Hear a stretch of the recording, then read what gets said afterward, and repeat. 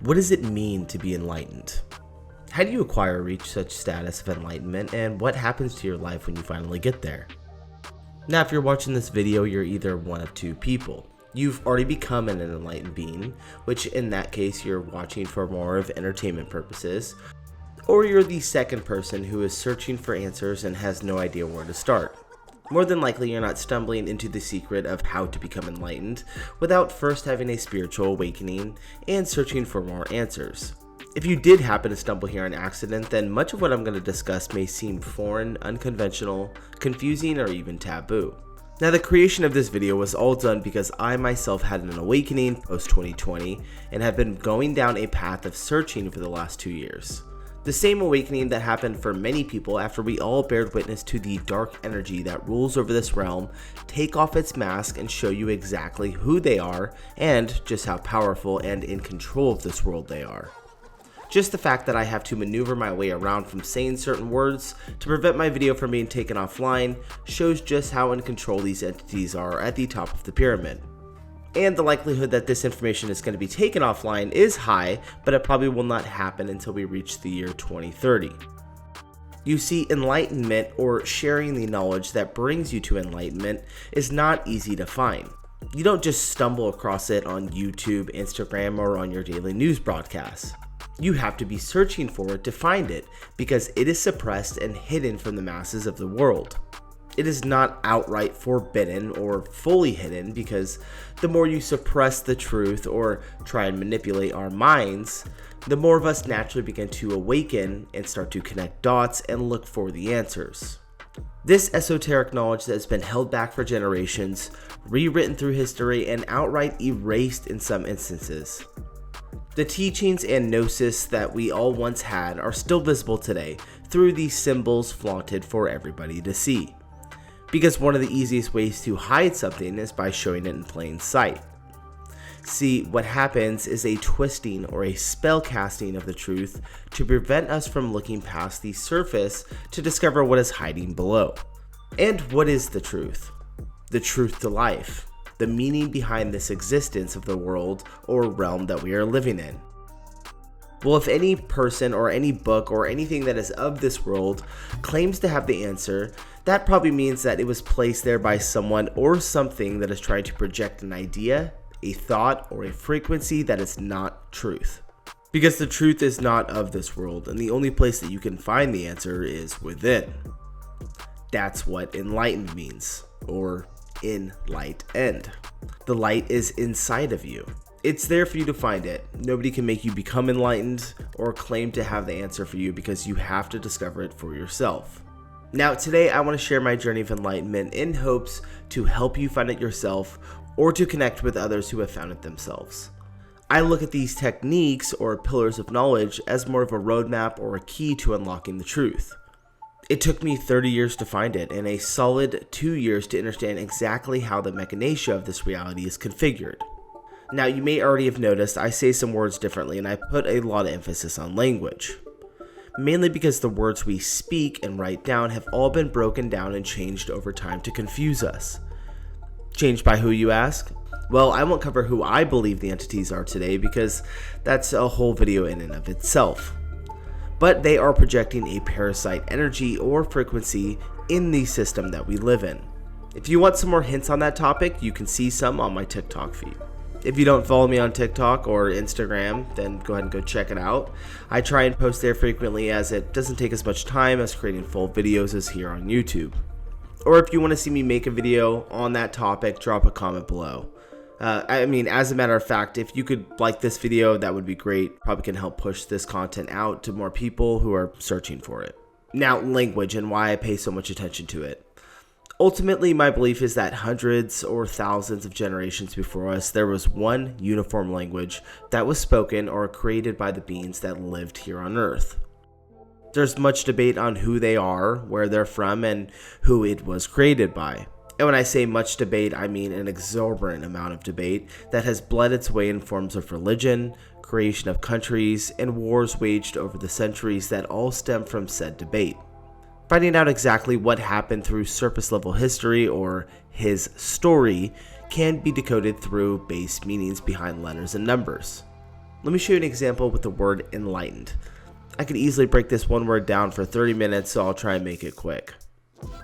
First, we'll start with the sounds. You have the sound of the word, which actually sounds like enlightened, which tells me the light is inward or inside. If we hop into Wikipedia, en means entry into a specified state, or the prefix which is within or inside. But let's look at the history of what en means. En is also N, which is the 14th letter of the Roman alphabet. Letters and alphabets are extremely important. You see, English rules the world. There's no denying that. But English does not come from the country England. It comes from the Roman Empire, or Latin. And the Roman Empire still rules the world today. They're the last step down in the cog of the wheel, from the Greeks, then the Phoenicians, then the Egyptian, and all the way up leading to the Sumerians. The name for en in Phoenician, Hebrew, Aramaic, and Arabic means fish. The mark en in Sumerian cuneiform means lord or priest. Then you have the word light. Light is how we see things with our eyes. Hilarious that here on Wikipedia they show us light moving through a triangle or a pyramid, and light is separated through wavelengths which turn into colors. This is our matrix, guys. Everything in our matrix is made up of earth, wind, fire, and water. It's said that Aphrodite made the human eye out of the 4 elements. That she lit the fire in the eye, which shone out from the eye, making sight possible.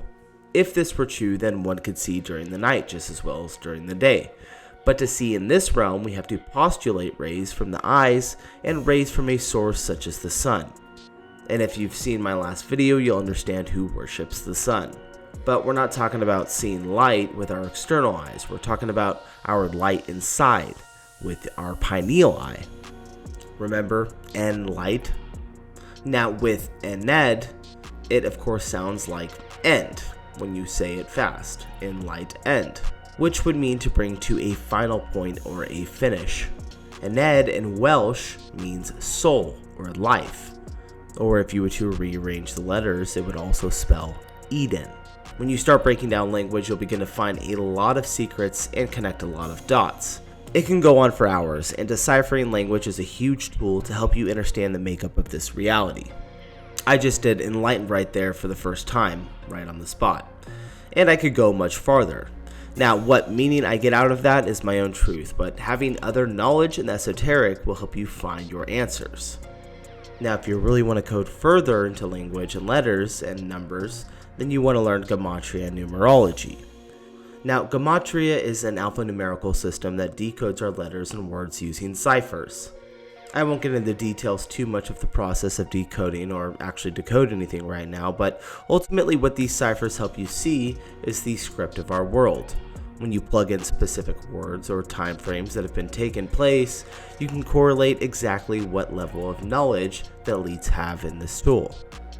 Eventually, as you go farther down this rabbit hole and find the connections, you'll begin to realize that there are 2 different possibilities of how this code was written. And yes, when we live in a matrix or code, it is not the literal sense of being in a computer, or maybe, I haven't really ruled it out yet, but it's in the esoteric sense.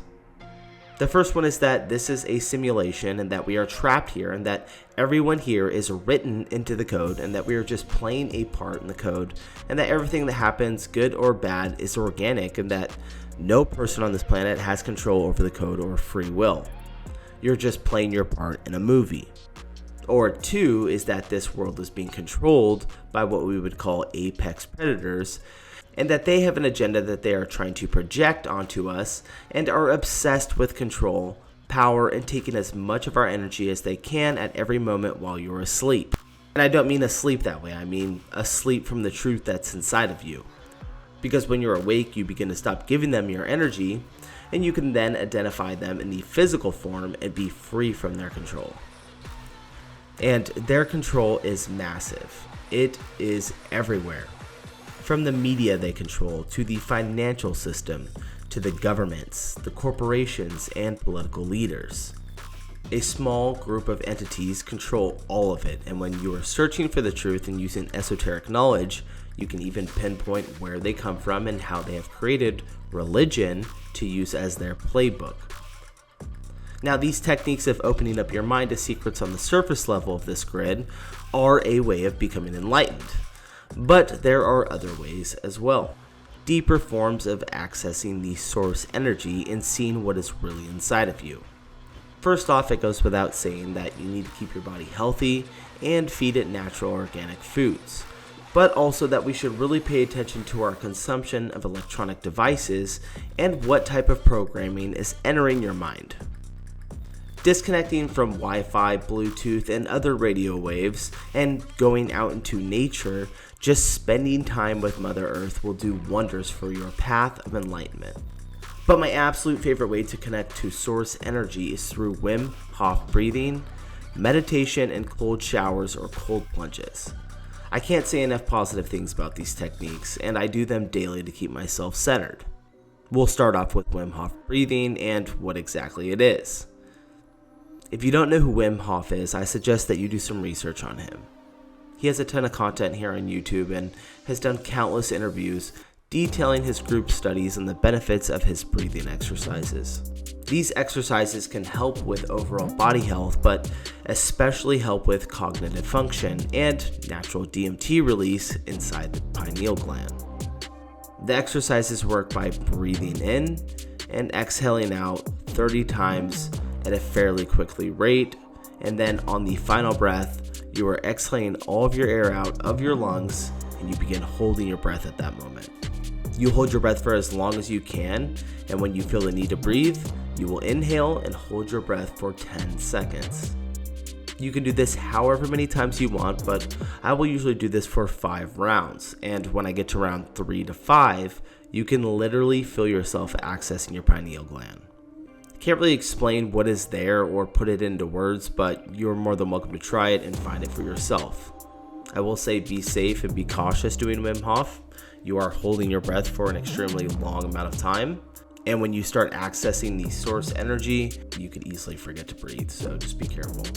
Wim Hof found this after going into freezing cold water and staying there to calm himself down and find peace after he lost his wife to suicide. He has free videos where he can guide you along and how to practice this safely, and also can elaborate more on his scientific findings. They have done a ton of research on him, and his team has done a ton of research as well. This is where I also started taking cold showers and cold baths from. It has the same effect as the breathing exercises, and when combined daily, it will help you start to see the world more clearly. Ultimately, when you do these two things, you basically become a little bit numb, and the voice inside of your head starts to drown out. When you're freezing cold or you're doing these breathing exercises where you can't breathe, you start to feel the nothingness inside. And when I say nothingness, it's not really in a negative way. Like, it's the true source energy that's there that you tap into. My routine is doing physical exercise. Usually I go for a run or do some type of weightlifting, followed by a cold shower for about 5 minutes. Then I'll do 5 rounds of breathing exercises. I can usually retain my breath for somewhere between 2.5 minutes to 4 minutes, and then finishing off with 15 to 20 minutes of meditation. At nighttime, I will do 3 rounds and possibly meditate again, but I don't always. If you've never meditated before, it does take practice, and there is no wrong way to do it.